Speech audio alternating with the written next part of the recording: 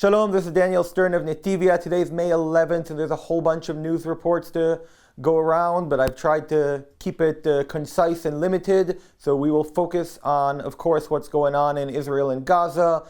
We'll focus on Donald Trump in the Middle East. We'll focus on India and Pakistan, and one or two more stories. So let's start.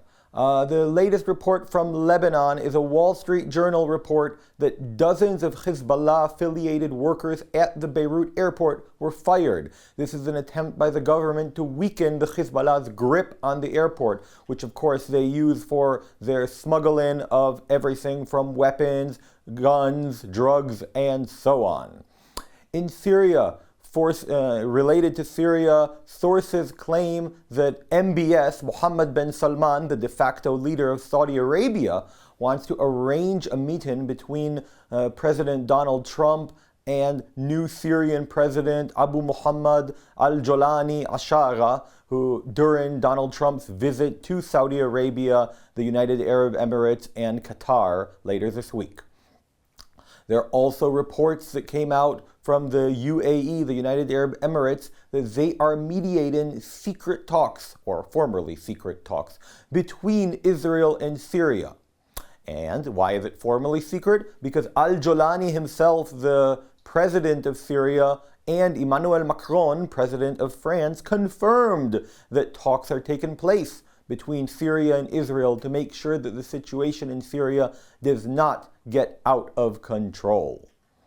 In Gaza, we have a few interesting reports. One of them makes fun of the previous U.S. administration, which we all like to do. Joe Biden's $230 million temporary aid pier. That was the cost of it. It operated for 20 days. There were 60 United States soldiers wounded during the operation of this temporary pier in the stormy seas, and even one soldier lost his life. This is the stupidity that the Biden-Harris administration went to appease the terrorists and terrorist supporters within their party. A recent survey says that 48% of Gazans want to get help from Israel in order to leave and depart Gaza forever. Now, as we know, the problem is not Gazans wanting to leave, but the oh-so-righteous world that's complaining all the time about the humanitarian crisis that is unwilling to take them in. And in regards to said humanitarian crisis, the World Central Kitchen says that its food has run out in Gaza, and consequently they will stop their operations there. Which, frankly, one, I don't mind if they stop, but two, every week or so we hear a new report on how they've run out of food over and over again. This running out of food is similar to us permanently shutting down the Houthi airports over again. It's shut down permanently again. Anyways, take all these reports with a bucket of salt. NGO Monitor reports that the UN agency OCHA OPT transfers funds to the Hamas and is asking for an additional $4 billion in 2025. They are an organization that in Judea and Samaria support the illegal Palestinian building, in other words, the Palestinian encroachment and conquest of land, as well as anti-Israel campaigns.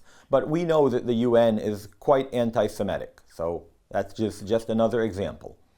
Moving on to President Donald Trump and his Middle East ideas. Over the last 3 to 5 days, we've had a bevy of reports regarding Donald Trump. So let's start. On the Iran front, Donald Trump said on a podcast that they can either bomb the Iranian centrifuges or have them dismantled in a deal. It can be done through a nice way, a deal, or a not so nice way, an attack. Steve Witkoff, the special advisor to Donald Trump and the person responsible for the current negotiations, hints at that major progress needs to happen today in their fourth round of the Oman talks, or else the military option will come back to the center of the stage. In addition to Witkoff, Michael Anton was appointed to aid in negotiations. I don't know much about Michael Anton, but from what I've read, he is considered an Iran expert and knows how to close deals with the Iranians.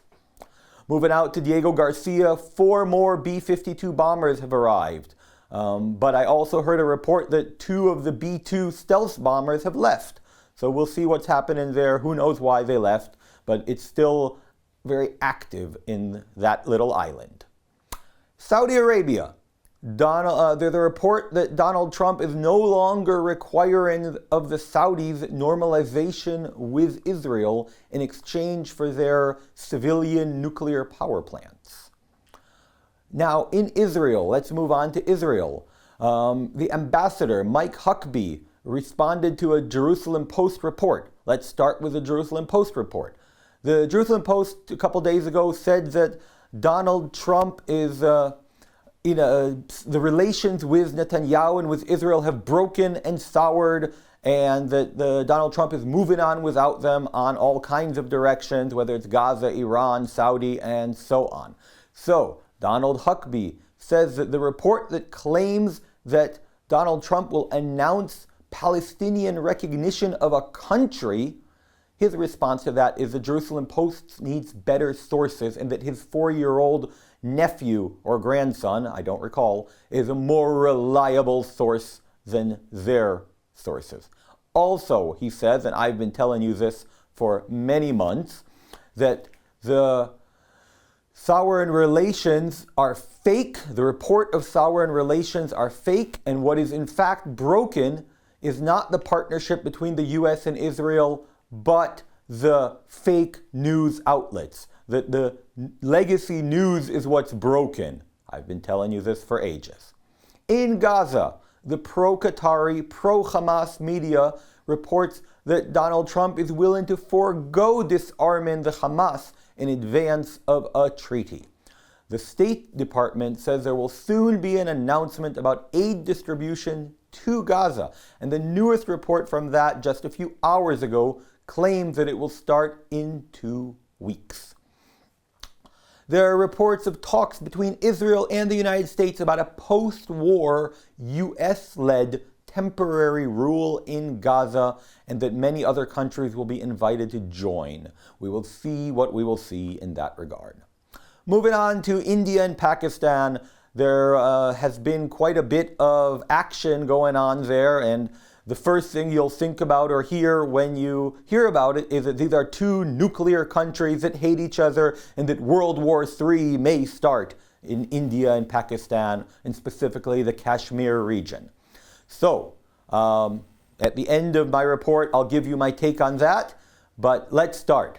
What happened? First of all, we have to talk about Kashmir. Kashmir is a zone in between India and Pakistan. We have to remember that that entire area, Afghanistan, Pakistan, Kashmir, India, Bangladesh, Bali, and so on, were all part of the British rule, and in the late 40s, early 50s, got their independence, separated into different countries, and consequently, there was a lot of unhappiness regarding the borders. Same as the Middle East, mind you, although in the Middle East, the problem started at post-World War I. But anyways, we'll talk about that a different time. The Peace to End All Peace is the book that coined the phrase. But anyway, that's the Sykes-Picot Agreement, World War I, France and England. I'm skipping that, going back to India and Pakistan.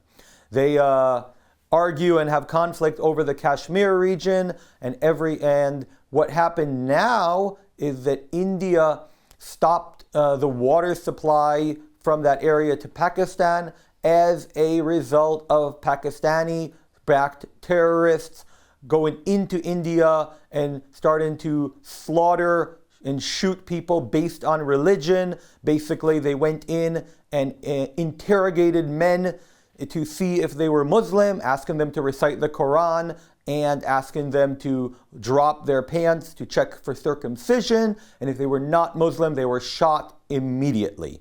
This is terrible, of course. This is terrorist. And the response to that by India was to stop the water flow in their whatever unofficial agreement they have with Pakistan. And the response of Pakistan was to start bombing India, and consequently India then started bombing Pakistan with their drones and airplanes. In fact, there was a report of 5 airplanes, one of them Russian, a couple of them French, controlled by the Indian Air Force, of course. When I say Russian and French, I mean the countries that produced the planes, being shot down by Pakistan. And beyond that, what else is happening? The Pakistanis, there was a dogfight of 125 airplanes, which is the largest in modern aviation history, between the air forces. But interestingly, none of the planes left their country, and they each stayed within their own borders, because a few years ago an Indian plane was shot down and the pilot captured, which greatly embarrassed the Indians. So consequently, all of the planes stayed within their own borders. Pakistan reports shooting down a dozen Indian drones, and here's the Israeli twist, including the Israeli-made drones, a kamikaze drone called Horpus or something like that, forgive me. And they shot them down over Lahore and Karachi in Pakistan, as well as in the Kashmir region. Pakistani state-controlled or state-backed media says that it bombed multiple targets in 3 Indian states as well as in Kashmir, and a bombing of a missile base in or near New Delhi.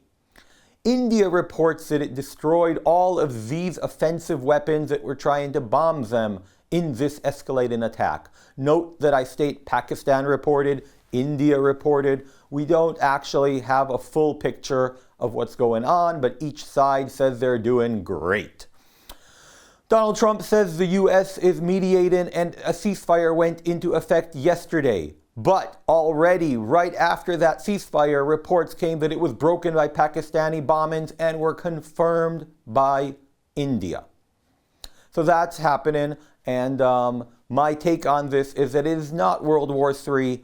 It will not lead to a nuclear holocaust because, unfortunately, like the Israeli-Palestinian conflict and a few other conflicts in the world, the Indian-Pakistani conflict in Kashmir has been going on for decades, and every few years it flares up, there's a period of violence, and then it settles down for a few more years. So if history is something we can judge by, then this too will settle down shortly. Let's hope so.